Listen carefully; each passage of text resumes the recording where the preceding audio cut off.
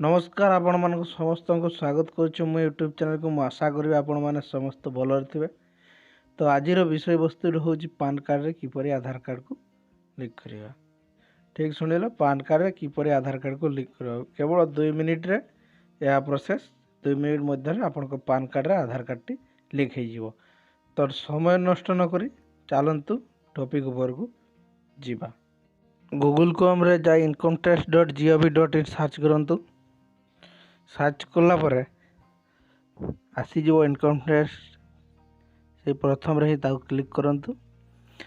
Click कलापर income tax ढुकी official website को ढुकी जावा तड़े स्क्रॉल करंतु। स्क्रॉल कलापर देखंतु लिंक आधार अच्छी। लिंक आधार रे क्लिक करंतु। क्लिक कलापर किसी समय वेट करंतु। प्रोसेसिंग नब। प्रोसेसिंग नेला परे देखो आधार लिंक गोटे पेज चली आसो। ये आसीगला आपन को ये देखो पान नंबर देवे, आधार नंबर देवे। आधार रे आपन को जहाँ ना अच्छी से ना टी देवे और आपन को आधार रे लिंक हो मोबाइल नंबर टी देवे।